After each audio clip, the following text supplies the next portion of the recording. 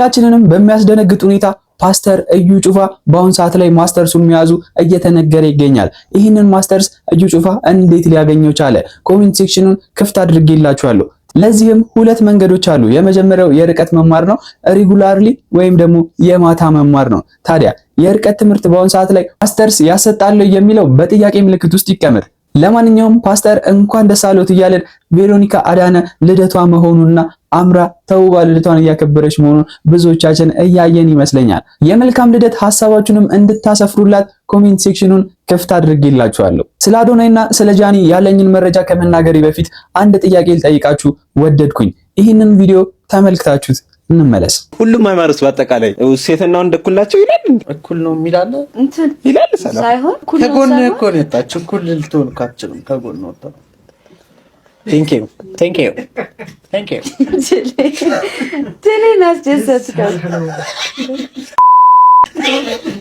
ከዚህ ለየት ባለ ሁኔታ አስደንጋጭ ከሚባሉ ዜናዎች መካከል ትልቁና ሀገራችንን ከባድ ሁኔታ ላይ ሊጥላት ይችላል ብዬ ያሰብኳቸውን ዜናዎች ይዤላችሁ መጥቻለሁ። ከነዛም መሃል አንዱ 15 ቢሊዮን ብር እንደዚሁም $23,000 ከመንግስት ካዝና ያለ አግባብ መውጣቱን እየተነገረ ይገኛል። እነዚህም ድርጅቶች ብሩን መልሱ ቢባሉም ፓርላማ እንዳስታወቀው በአሁን ሰዓት ላይ ምንም አይነት የተመለሰ ገንዘብ እንደሌለ እየተነገረ ይገኛል።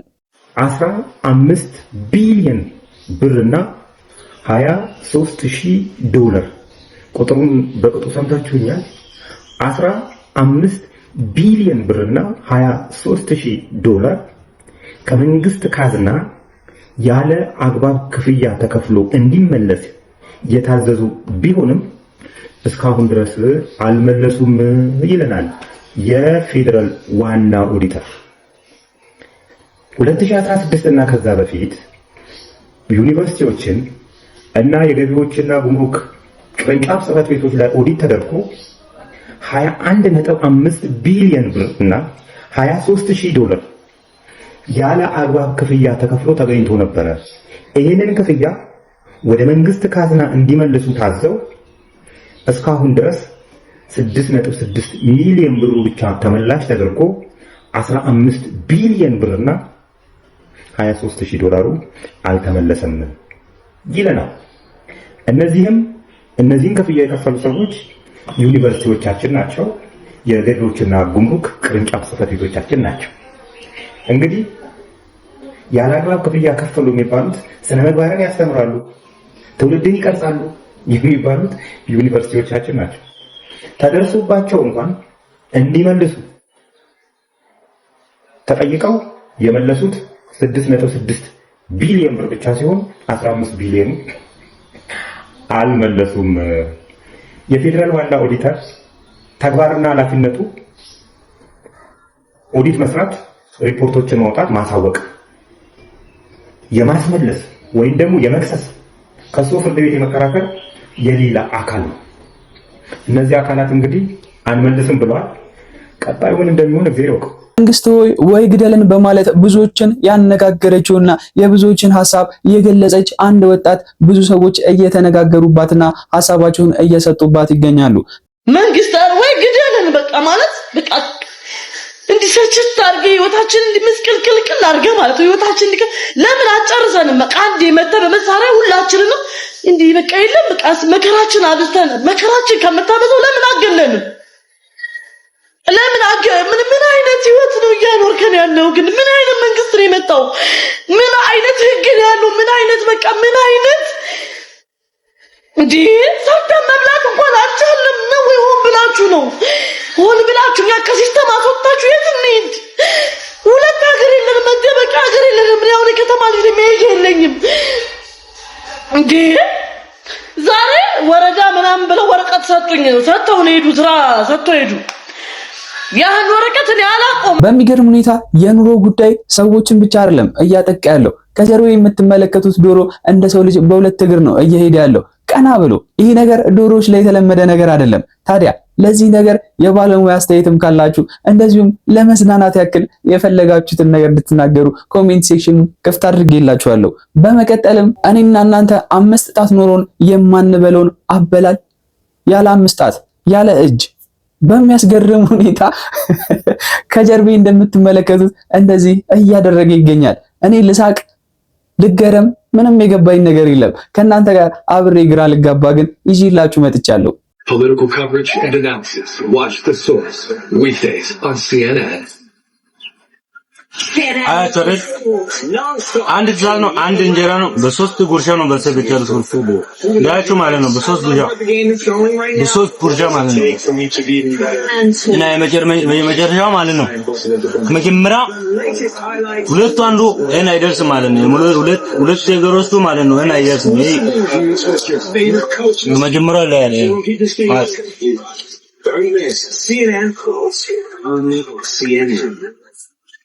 Here's what you can find out front, direct and raw. Right out there, getting ahead of these stories and giving you context. How important is this moment? Aaron Burnett out front, weekdays on CNN. Global Perspectives in Bangkok. Our event series has its first stop in Asia. Join us. በእርግጠኝነት ይሄ ልጅ ኢንፍሌሽን የሚባለውን ቃል የሚያውቀው ሁሉ አይመስለኝም። ምክንያቱም በእንደዚህ አይነት አበላል በአካል ጉዳተኝነት በጣም ከባድ ይመስለኛል። ትክክል ነው ትላላችሁ፣ ግን በአሁን ሰዓት ላይ ኢንፍሌሽን የደሃው ህዝብ ላይ ያመጣው ብዙ ችግር አለ። በቁም ነገር ምን ያክል ደሃውን ህዝብ እየጎዳው ይገኛል እስኪ አብረን እንመልከተው። ሰሞኑን የዋጋ ግሽበቱ 13.4 በመቶ ደረሰ ስንል ቁጥሩ ብቻ ሊመስለን ይችላል። አሁን ከጀርባዬ በምስሌ ላይ የምታዩት ግን የቁም ነገር ቁጥር ሳይሆን የአንድ ምስኪን ኢትዮጵያዊት ቤተሰብ እውነተኛ የወር ሂሳብ ማስታወሻ ነው። ከአንድ የፌስቡክ ገጽ ላይ ሲዘዋወር ያገኘሁት ነው። የእናቶች ፔጅ ነው። የቁጥሮቹን አስገራሚ ድራማ እስኪ ሂሳቡን አብረን እንየው። ወርሃዊ ገቢ 11400 ብር፣ ወጪዎቹ ግን ዘይት 2200 ብር፣ ትራንስፖርት 700 ብር፣ ሳሙና 500 ብር፣ እያያችሁት ነው። ጤፍ ወደ 3900 ብር፣ ማገዶ 1600 ብር፣ በርበሬ 1800፣ ሽንኩርት 1400፣ የቤት ኪራይ 6000 ብር፣ ማህበራዊ ወጪ የዚህ ቤተሰብ 2060፣ አጠቃላይ ድምሩ 21500 ብር ይደርሳል። የ10000 ብር ዕዳና የኑሮ ጥያቄው ታዲያ እንዴት ያለ ነው? ታዲያ ጉዱ ያለው የት ላይ መሰላችሁ? ከታች የተሰመረበትን ቁጥር ከተመለከታችሁ ከገቢው ላይ ወጪው ሲቀነስ 10100 ብር የጎደለ ወይም ዕዳ ሆኖ ተቀምጧል። ገቢው 11000 ሆኖ ወጪው 21000 ሲሆን ይሄ ቤተሰብ ይህንን የ10000 ብር ጉድለት በየወሩ ከየት ያምጣው? ኑሮ እንዴት ይግጠም? የእናንተንም ቤት ሂሳብ ያስታውሳችኋል ብዬ አስባለሁ። የአብዛኞቻችን አኗኗር ስታይል ከዚህ ፈቀቅ የሚል አይደለም። ለመሆኑ በአሁኑ ሰዓት በእንዲህ ያለ አጣብቅኝ ውስጥ ሆኖ ትዳርና ቤትን ለማስቀጠል ዋናው ሚስጥር ምንድነው ትላላችሁ? እንድንጨዋወትበት ነው ያመጣሁት። የተለየ ሐሳብ ኑሮት አይደለም። የእናንተን የቤት ውስጥ የሂሳብ ገጠመኝ በኮሜንት አጋሩኝ። ለተጨማሪ የህዝብ ልብ ትርታዎች አሁኑኑ ፎሎ ማድረጋችሁን እንዳትረሱ። ያሳለፍነው ሳምንትም ሰይፉ ሾው ላይ እራበኝ ሲል የሰማነው አርቲስት በአሁን ሰዓት ላይ አስደሳች ዜናን እየተሰማ ይገኛል። ይሄም እንግዲህ አርቲስቶች ተሰብስበው የሆነ ነገር ሊያደርጉለት መሆኑን እየተነገረ ይገኛል። ለሱ ለተዘጋጀው ፕሮግራም ላይ መታደም እንደምትችሉና እናንተም የተቻላችሁን ማድረግ እንደምትችሉ ሐሳቦች እንደዚሁም ደግሞ መልእክቶች እየተነገሩ ይገኛሉ። ክብርና ፍቅር ለተዋናይ ዳኒ ጢሞ ሰኞ ሰኔ 15 በ11 ሰዓት በታላቁ ብሔራዊ ቲያትር እኛ ንጉስ አርማን ለተዋናይ ዳኒ ጢሞ በክብር እናበረከታለን። እናንተስ ምን ትሰጡታላችሁ? ኑና ቲያትሩን እያያችሁ በትንሽ ብር ትልቅ ክብርና ፍቅር አበርክቱ። በጣም መልካም አሪፍና ምርጥ ተዋናይ ነው ዳኒዬ። በጣም ነው የምንወድህ። አብረን ልንሰራ በጣም እንጓጓለን። ናለን ትኬቱ ማግኘት የምትፈልጉ ከታች ስልክ ቁጥር አስቀምጥላችኋለሁ እንዳትረሱ። ሰኞ ሰኔ 15 በታላቁ ብሔራዊ ቲያትር እኛ ንጉስ አርማን ለዳኒ ጢሞ እናበረከታለን። እናንተ ስለትወና ስለተዋናይ ካወራን በአሁን ሰዓት ላይ ኢቢኤስ ላይ የብዙዎች ተመራጭ የሆነውና ተወዳጅ የሆነው በስንቱ ድራማ መታገዱ በድጋሚ መታገዱ እየተሰማ ይገኛል። ታዲያ ለዚህ ምክንያት የሆነው የቻናል ዋልና የኢቢኤስ ክርክር ነው። እነዚህ ሁለቱ የቲቪ ቻናሎች በአሁን ሰዓት ላይ ትልቅ ውዝግብ ውስጥ ገብተዋል። በስንቱ ድራማ ታገደ። ተወዳጁ ድራማ ለምንድን ነው የተቋረጠው? መረጃውን በአጭሩ ልንገራችሁ። ለረጅም ጊዜ በኢቢኤስ ይዝናኑበት የቆየት በስንቱ ድራማ ወደ ቻናል ዋን ከተዘዋወረ በኋላ መታገዱ ተሰምቷል። የኢቢኤስ ቴሌቪዥን ድራማው የኔ ነው ያለኔ እውቅና ሌላ ቦታ መሄድ አይችልም በሚል በፍርድ ቤት ክስ መስረቱ የሚታወቅ ነው። ጉዳዩን ሲመለከት የቆየው የፌዴራል የመጀመሪያ ደረጃ ፍርድ ቤት የኢቢኤስን የእገዳ ጥያቄ በመቀበሉ ድራማው በቻናል 1 ቲቪ ላይ መተላለፉ እንዲቆም ተወስኗል። ፕሮዲሰሩ አብሪኮም መልቲ ሚዲያ በበኩሉም ኮንትራታችን አልቋል የሚል መከራከሪያ ቢያቀርብም የፍርድ ቤቱ ውሳኔ ግን ድራማውን አግዶታል። ከዚህ የህግ ክርክር ባሻገር ድራማውን የሚሰሩ ተዋንያን በከባድ ቅሬታ ውስጥ እንደሆኑ ሰምተናል። ተዋንያኑ በኢቢኤስ ቲቪ ሲተላለፍ የነበረ የሁለት ክፍል ክፍያ እንዲሁም በአዲሱ ቻናል የተላለፈው ድራማ ክፍያ እንዳልተሰጣቸውና ፕሮዲሰሩ ክፍያው እንደከለከላቸው አስታውቀዋል። በአርቲስቶቹ ቅሬታ ዙሪያም የአብሪኮም መልቲ ሚዲያ ኃላፊዎችን ምላሽ ለማግኘት ስልክ ብንደውልም ስልካቸው አልተነሳም። የዚህ ድራማ ዕጣ ፈንታ ምን ይሆን? መኪና ላላችሁ ሰዎችም ይዤላችሁ የመጣሁት አስደሳች ዜና አለ። ይህም ዜና ለብዙሃኖቹ ጠቃሚ ይመስለኛል። ምክንያቱም ኢትዮጵያ ውስጥ የመኪና አደጋ በጣም ቁጥር ስፍር የሌለው ሰዎችን እንደሚያጠፋ የሚታወቅ ነገር ነው። ታዲያ መኪና ውስጥ ላሉ ወንበሮች ሁሉ ቤልት ሊደረግ ነው። መኪና ውስጥ የፊት ወንበር ላይ ስለተቀመጥኩ ብቻ ቀበቶ አስራለሁ ማለት ቀረ። ከፊትም ሙሉ ከበስተጀርባ የደህንነት ቀበቶ ወይም ደግሞ ሲት ቤልት ካልታሰረ መቀጮ ይጠብቃቸዋል።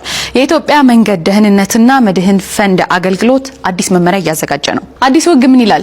ማንኛውም የትራንስፖርት አገልግሎት የሚሰጥ ተሽከርካሪ ከፊት እስከ ኋላ ጫፍ ድረስ ለሁሉም ተሳፋሪ የደህንነት ቀበቶ ወይም ደግሞ ሲት ቤልት የማስገጠም ግዴታ አለበት። ይህ ብቻ አይደለም፣ የይስሙላ ቀበቶችም አይሰሩም። ቀበቶ ደረጃውን የጠበቀ መሆን እንዳለበት ነው የተገለጸው። መመሪያው እንደጸደቀ ከውጭ የሚገቡና በሀገር ውስጥ የሚገጣጠሙ መኪናዎች ህጉን ሳያሟሉ አይገቡም።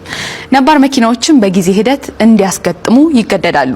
ህጉ ለመንገድ ደህንነት ወሳኝ ቢሆንም በተለይ ደግሞ በታክሲዎቻችንና በህዝብ ማመላለሻ አውቶቡሶች ላይ በምን ያህል መልኩ ተፈጻሚ ሊሆን ይችላል? ሀሳባችሁን አጋሩን። የታደሰ አዲስ የማህበራዊ ሚዲያ አማራጮቻችንን ፎሎ ማድረግ አይረሳ። ስለ አዶናይና ስለ ጃኒ ይዤላችሁ የመጣሁት መረጃ አለ። በእርግጠኝነት ብዙዎች ጃኒ ለአዶናይ አትገባውም በማለት ሰምታችኋል። ታዲያ አንድ አባት እዚህ ጋር ባይገናኝም ከዋክብቶች በፀሐይ አይደምቁም በማለት ያስተማሩትን ትምህርት ተመልክተን እንመለስና ወደ እነሱ ጉዳይ እንሄዳለን። በፀሐይ ፊት ከዋክብቶች አያበሩ።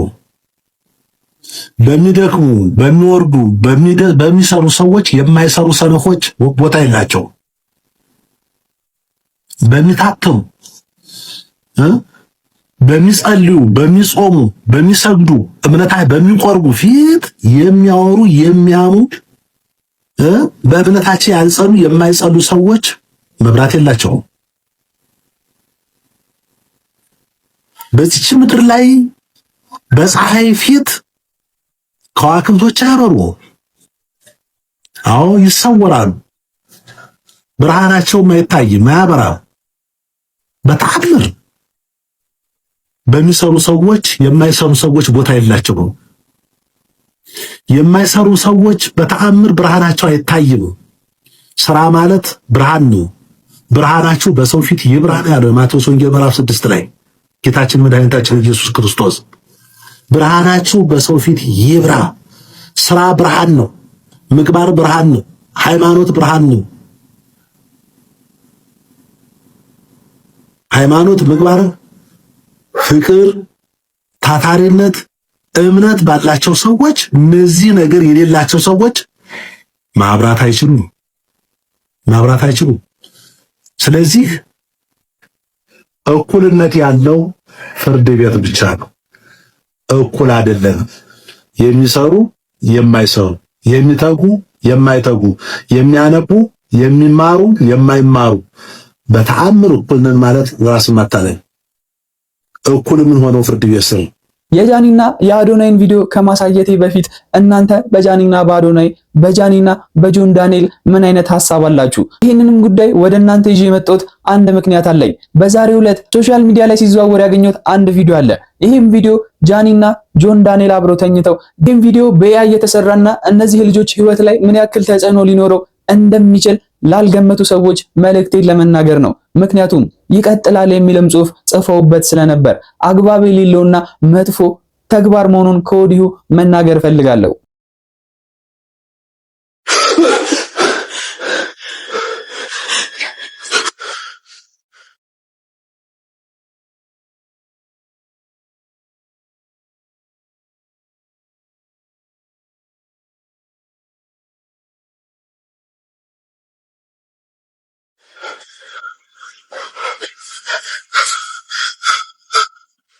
ከማን ጋር ነበርሽ? ማን እንደሆነማ ታውቂዋለሽ?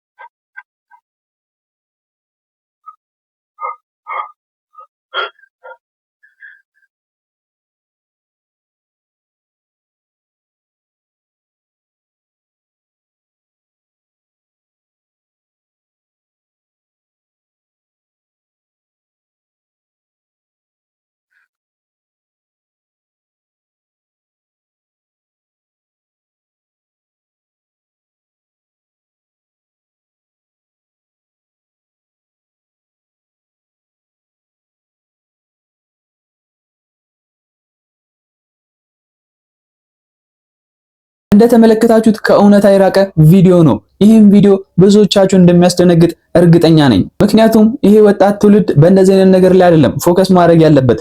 ብዙ ፎከስ ማድረግ ያለበት የራሱ የዕለት ተዕለት ህይወቶች አሉ።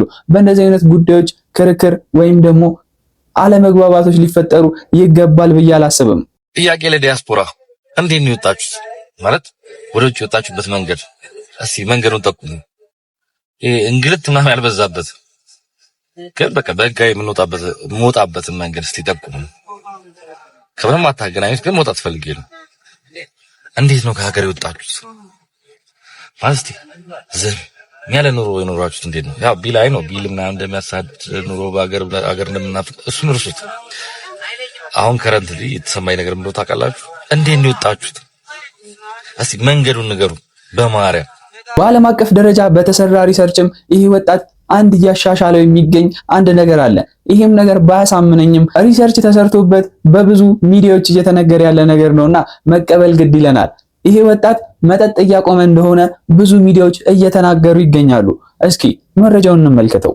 አዲስ እየወጣው ባለው መረጃ እንግዲህ ጀንዚ ወይም ደግሞ አሁን ላይ ያለው የወጣቱ ትውልድ ብዙ አልኮል እየጠጣ ባለመሆኑ ምክንያት የአልኮል ኢንዱስትሪውን በዚህ 4 ዓመት ውስጥ ወደ 830 ቢሊዮን ዶላር አሳጥቶታል እየተባለ ነው። አሁን ላይ ያለው የወጣት ትውልድ የሚጠጣበት መጠን በፊት ከነበረው ትውልድ ጋር ሲወዳደር እንግዲህ በ87% በታች አንሶ ይገኛል። ጀነሬሽን ዜድ የሚባለው ትውልድ እንግዲህ በፈረንጆቹ አቆጣጠር ከ1997 እስከ 2012 የተወለዱት ናቸው። እነሱ እንግዲህ አሁን ላይ እድሜያቸው ከ13 እስከ 28 ይሆናል። ከጀርባዬ እንደምታዩት ከኛ ጀነሬሽን በፊት የነበሩት 3 ትውልዶች እንግዲህ 20 ቢሊዮን እና ከዛ በላይ የሆነ የአልኮል ሽያጭ ሲኖራቸው እኛ ግን አሁን ላይ ያለው ትውልድ 3.1 ብቻ የአልኮል ሽያጭ ነው ያለው። ይሄ የሚያሳየው እንግዲህ ምን ያክል ሰፊ ልዩነት እንዳለው ነው። ታዲያ አሁን ላይ ያለው ወጣት ምን እያደረገ ነው? ምን እየተጠቀመ ነው ካላችሁ፣ አሁን ላይ ያለው ወጣት ትንሽዬ የአልኮል መጠን ያላቸውን የመጠጥ አማራጮችን እየተጠቀመ ነው፣ ወይም ደግሞ ከናካቴው ምንም አይነት አልኮል አይጠጣም።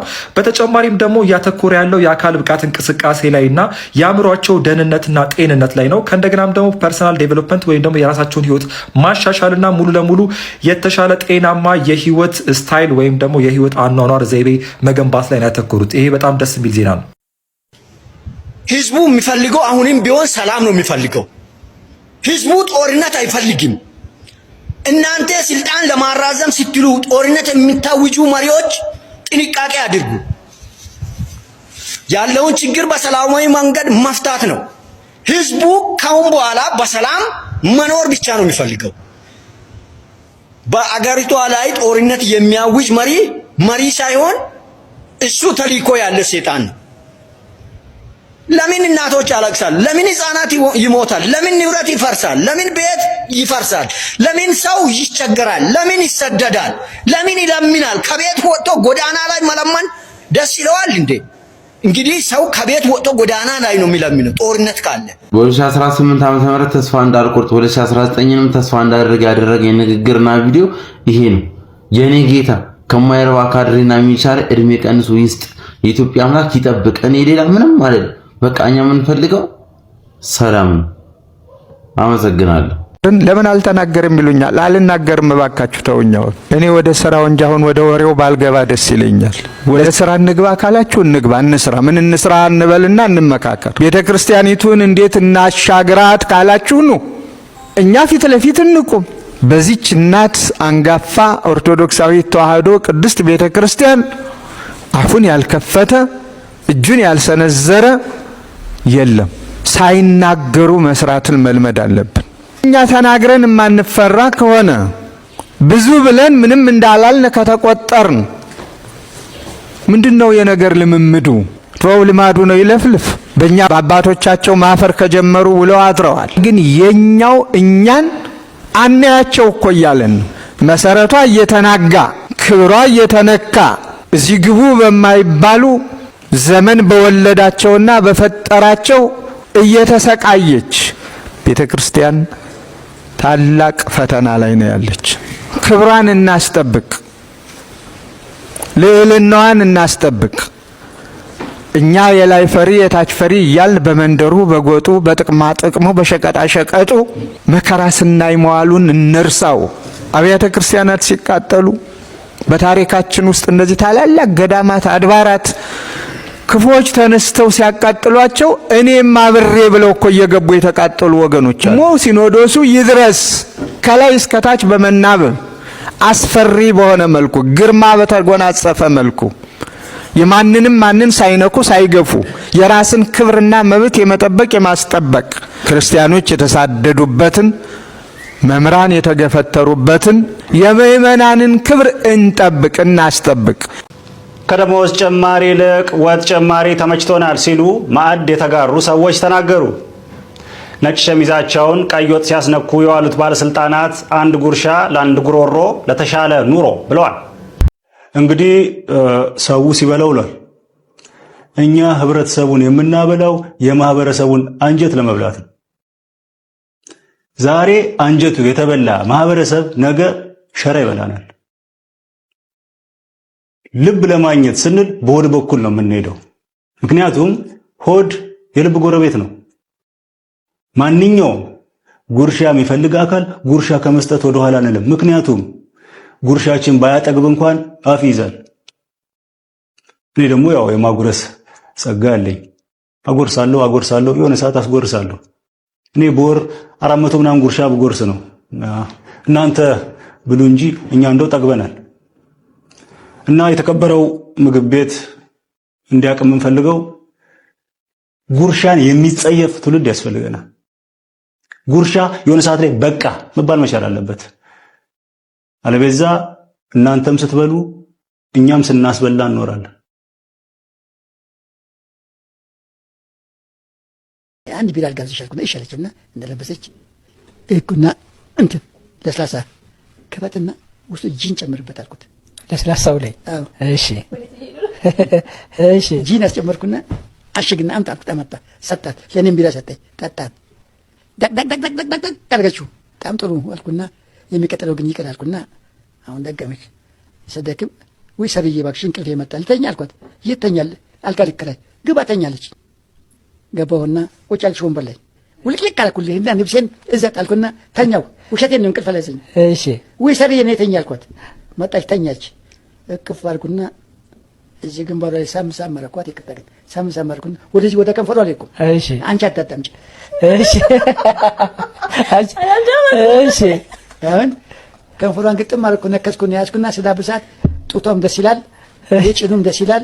እሺ በግሬ ነካ ሳረጋት ከፈተችልኝ ውስጡ።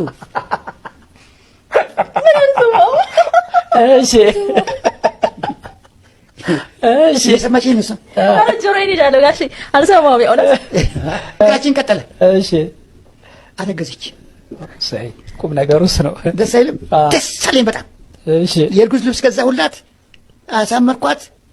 በቃ ምን አባቱን ስናልኩልና ግቢ ቤት አልኳት። ገባን። እሺ ያው ድህነት ነገር የለም። ገባን። ያው አለች። አሁንም እግዚአብሔር ይመስገን 4 ልጅ ባርገችልኝ። ዋው 4 ልጅ በተከታታይ እኮ ነው። ብቻ የክርስትና ውለታ አብሬ ነው የምተኛው። እኔ ማለት አሁን አንዳንድ ጊዜ ብልግናን አይጋፉትም። እንግዲህ ምንም ማድረግ አይቻልም። ያረጅባቸዋል፣ ይኖርባቸዋል። ሳምሃው የእርሶን ያየሁት እንደዛ ነው። በነገራችን ላይ የፈለገ አይነት ታሪክ ቢናገሩ የእርሳቸው ዘመን እንዲነበርኩ ምን ያርጉት ምናምን ቢባል ራሱ ኖርማሊ ፐብሊክሊ ለህዝብ የማይነገር ታሪክ አለ። ትልቅ ሰው ነው እንደው ኖርማል። አሁን እኮ ትልቅ ሰው ዴፊኒሽኑ ራሱ ነው ግራ የገባኝ። በዚህ ደረጃ መቅለልና ፖርኖግራፊ ለህዝብ ማውራት አስፈላጊም አይደለም። እንደ ዘንድሮ ሳቤ ከሆነ እኮ ሲጀመር የፈቃደኝነት ድርጊትም አይደለም እያደረጉ ያሉት። ሰውን አስክሮ አጠጥቶ እንደዛ ማድረግ ማለት በቃ ጀብድም አይደለም፣ ኖርማሊ ህጋዊነትም አይደለም። እንደው ሌላ ነገር ውስጥ አንገባ። እንደዚህ አይነት ስቶሪ ለህዝብ መተረክስ ምን አስፈለገውት ነው እኮ? እስከዛሬ ኖረዋል ማለት ረጅም መንገድ መጥተዋል እኮ ጫፍ ላይ ነው። ረጅም መንገድ መጥተዋል ማለት ብዙ መንገድ ተራምደውታል። የቀረው አሁን ገበዱ መበጠስ ፊኒሽ ላይ ነው የቀረው። እንዲቹ ቢጨርሷት ላይ ነው ምን ችግር አለው? ባለቀ ሰዓት ሰው ለምን እንደዚህ ይሆናል? አሁን እኮ እኛ ያልገባን ታሪክ ቢኖር ምንድነው ኖርማሊ ነገሮች ፕሬዘንተብል ይሆኑ ለህዝብ የሚቀርቡ የማይቀርቡ የሚባሉት ነገሮች ናቸው ጨዋነትንና ጨዋ አለመሆንን የሚተረጉ ዲፋይን የሚያደርጉት ኖርማሊ ደርቲ ጆክ ድሮም ነበረ፣ ሌላው ድርጊትም ነበረው፣ ሲባዊ ነገሩም ነበረ። አዲስ ተአምር ተፈጥሯል ዘንድሮ በቃ እያልኳቸው አይደለም። ማህበረሰብ ለራሱ ኪፕ የሚያደርገው ነገር አለ፣ አውጥቶ የሚወያይበት ጉዳይ አለ። እድር ስብሰባ ላይ ነዋሪዎች በሙሉ እየሰሙ የማታቀርበው ጉዳይ አለ፣ የምታቀርበው ጉዳይ አለ። የዚህ ሊሚት የጠፋባችሁ ዛሬ ያላችሁ ሰዎችን ስናገር የድሮዎቹ ሰዎች እድሜ ዘመናችሁን በሙሉ በዚህ ወሰን ስር የኖራችሁ ሰዎች አሁን ባለቀ ሰዓት እርሶ ዘምነው ነው ሰልጥነው ነው ምን ፊልም አክተር እየተጫወቱ ነው። ምን አስፈለገ እንደዚህ አይነት ነውር ለማውራት? ተገቢም አይደለም። ትምህርታዊ ሰቅጣጭ ነው። ጆሮ እንደ ዘመን ይቀያየራል። በነገራችን ላይ ከእርሶም ጊዜ በነበረው በፊት አፍኖ ሴትን መንገድ ላይ እንስራዋን ሰብሮ ወስዶ ደፍሮ ከዛ በኋላ ለቤተሰቦቿ ሽማግሌ ልኮ እንደ ዕቃ መውሰድ ያኔ ኮመን ወሬ ሊሆን ይችላል። እንዲያሳልፌ ብሎ ግን አሁን እንደ ጀብድ ማውራት ይሄንን የአሁኑን ትውልድ የሚሰቀጠው ወሬ ሊሆን ይችላል። ህጋዊም አይደለም። ከዚህ በላይ ነገር አይሰራም የምትሉ ሰዎች ጥግ ያዙ። በነገራችን ላይ ስለተሰራ እየጨመርንበት አይደለም እንዴ ነው ጋድለን እየቀነሰው ነው መምጣት ያለበት። እንዲህ አይነት ግን የጥሮታና የሪታየርመንት ጊዜያቸውን ኖርማል ዳማ ሲጫወቱ በሰላም ማሳለፍ ያለባቸው ሰዎች በየሚዲያው እየቀረቡ የሆነ ከምንም ጋር ማሄድ ለሰሚም ለምንም ጋር ያለው ታሪክ ማውራት ተገቢ አይደለም። እንደ ዕቃ አድርገው አቀረቧት። ይሄ አሁን በጣም ይሞራል ነው። እንደቃርገው አልብሻት እንዴ እንደዚህ አርጋሽ ሙልሙኛት በዚህ ገብቶ በዚህ ወጥቶ እንደዚህ አርጋት አጥተው አደንዝዘው ከዛው አላስረግዘው ከዛው አላልብሰው አትብለው አለን ቆየን እስካሁን ድረስ ልጅ አፈራ ኦፍ ኮርስ የመቆየቱ አይደለም እኮ ማተር የሚያደርገው ወሬውን በሙሉ ሰምቻለሁ። እንዲህ አይነት ነገሮች ፕሬዘንተብል አይደሉም ለሰው ትልቅ እንደ ትልቅ ቢከበር ምን አለበት? እኔ እንዲህ ብዬ መናገር አይገባኝም ነበር። እሱ ግን አንዳንድ ጊዜ መቼም ሶሳይቲ ውስጥ ትልቅ የሚባሉ ሰዎች ካለፉት መስመሩ የተረፈው ሰውማ እንደማነጻጸሪያ ነው የሚወስደው። ይሄንን የሚሰማ ሰው እኔ የሚለውን የሚሰማ ሰው ራሱ ሊለኝ ይችላል። ምን ችግር አለው? ከዚህም በላይ ያደረጉ ሰው እያሉ አይደል? ስለዚህ አንዱ ወራዳ አንደኛውን ወራዳ እንደ ሞዴል እንደ አርአያ እየወሰደ ተዋርደን ልንቀር ነው ተያይዘን ማለት ነው። የእርሶ እንዳለው ነው። ይሄንን እንደ መገበያ እንደ መሸቀያ አድርጎ እንደ ኮንተንት አድርጎ በዚህ ዩቲዩብ ቻናል ላይ ማቅረብ ደግሞ አቅራቢዎቹን የሚያሳፍር ነው። የመጨረሻ ሰው ለገንዘብ ምን ያህል ውርደት ድረስ ይሄዳል? ኤዲት ማድረግ የሚባል ነገር አለ፣ መቆረጥ የሚባል ነገር አለ። ፐርፐዝሊ ነው የሚገባው። ምክንያቱም ብልግና በጣም አውትሬጀስ የሆነ ነገር የሰውን አቴንሽን ስለሚስብ የሰው አቴንሽን ተሳበ ማለት ገንዘብ ተገኘ ማለት ነው። ገንዘብ ተገኘ ማለት ማህበረሰብ ቢሞት አያገባንም ማለት ነው። ትስቂያለሽ ተቀምጠሽ ወይኔ ያልሰማም ምናምን ከዛስ ነው ሼሞኒ የመጨረሻ ምንድነው?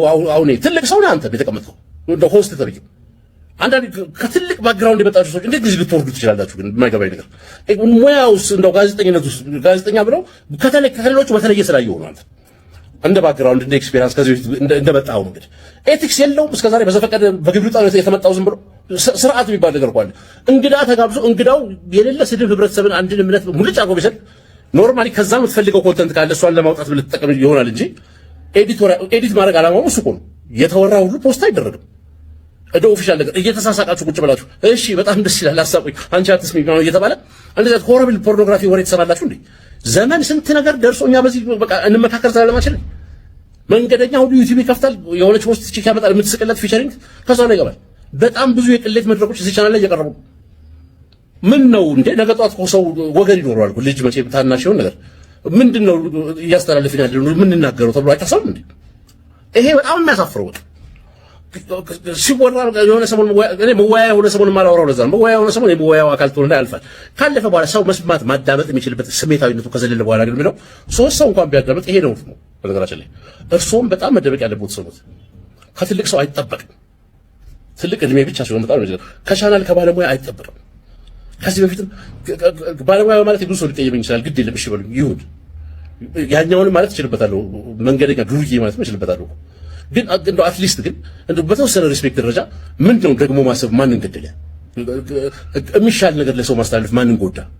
ማለት በዚህ ሌቭል መውረድስ ለምን አስፈልገ? ሲጀምር ሌላም ነገር እኮ አመቶ ወሬ ማመቶ ገንዘብ ማግኘት ይቻላል። ምን ይላሉ እንደው ቤተሰቦች? በዛሬ ይዤላችሁ የመጣኋቸው ቪዲዮዎች እነዚህ ነበሩ። በቀጣይ ቪዲዮም እስከምንገናኝ ድረስ ቸር ቆዩልኝ።